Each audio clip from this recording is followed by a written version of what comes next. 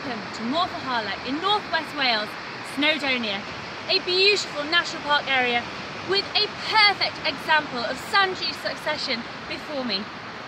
Also known as Summerset theory, here I'm going to explain such succession as we move from the coastal regions inland towards the town of Morfa Harlech. In order for a sand dune to develop, you need certain conditions.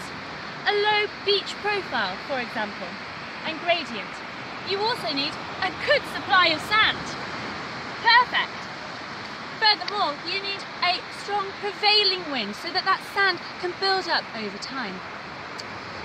In order for it to begin and to develop, here on the strand line, we can see that we've got various pieces of grass, bits of seaweed. Sometimes you might have logs or twigs. Other times, even something like a dead animal, such as a jellyfish, as we've seen today here on Morfa, is needed. This is because they provide an anchor for the sand, so that over time this sand can get pushed up and rest and be sheltered from the harsh conditions that you would find on a coast.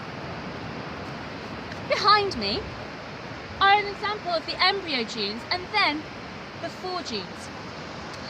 On embryo dunes, we start to see that the sand has been able to develop and actually stabilise over time due to such pioneer species as marram grass.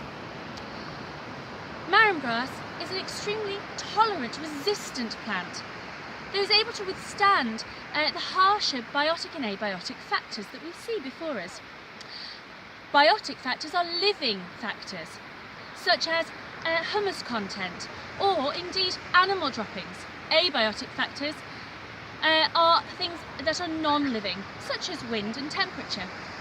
As we move further inland, we see that those biotic and abiotic factors become much more hospitable, much less hostile, and as a result, over time, we find that species diversity increases as we go inland. Once we get over the embryo dunes and the foredunes, we'll start to see that species diversity increase. More to come in a moment.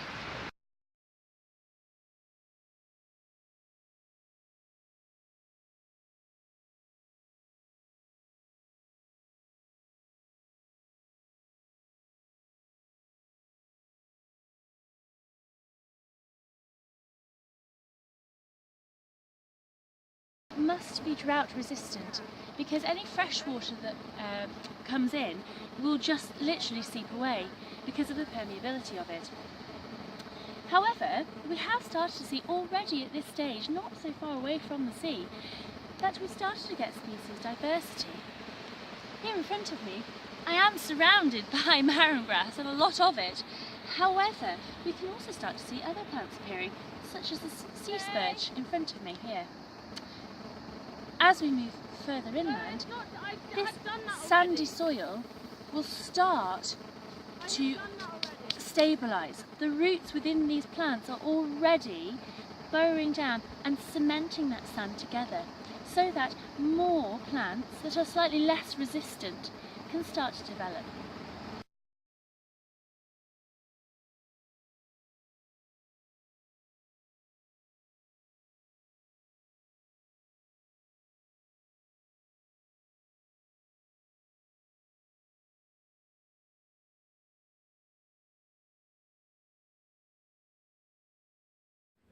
Here I've got my colleague, Miss Humphreys, who's going to explain about the different environments that we find once we come below and behind the foredunes. So, as you can see, coming closer so you can hear me, it's a lot more sheltered now. We don't have the wind and all the sea spray coming in. It's a lot more sheltered, it's a lot quieter. We've got the protection from this foredune here. So therefore, our plants are now in a much more homely environment. As you can see down here, we have a little yellow ragwort. So we're starting to see a lot more colour developing around our system here. We've got some brambles, and then if we just move over here, look, a thistle. In front of me is the foredunes towards the sea. However, as you can see as I pan round, the vegetation starts to change and the bare percentage cover of ground decreases. Okay, we're just approaching the top of our yellow dune now, and we're starting to see some really interesting things here. We've got this darker colour. This is some moss, and moss normally indicates that it's slightly wetter in content. So that means our infiltration rate now is decreasing. Everything is being absorbed. Any moisture that's falling, it's not going straight through like it was over at the embryo dunes and the fore dunes because it was really sandy. Now it's staying in the soil. So we're getting plants, more plants here actually, which are living because there's greater moisture content. What also, let me quickly show you one more thing. Right here, we've got evidence of animals. So therefore, they're able to live in these conditions and burrow in.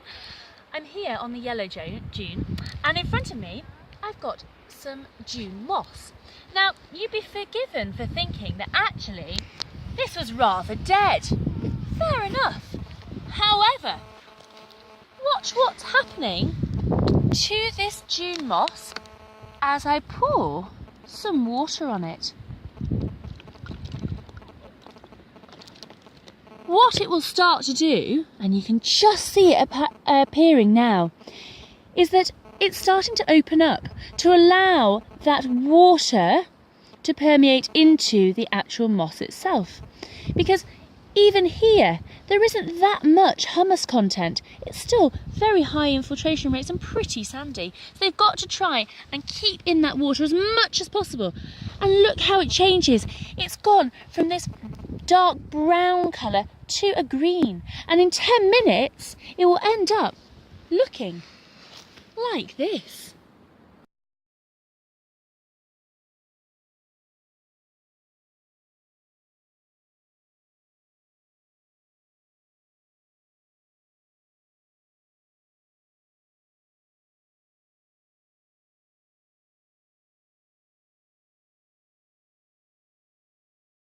Hello. Hello. Didn't see you there. We were just looking at all the animal burrows down here. Come on.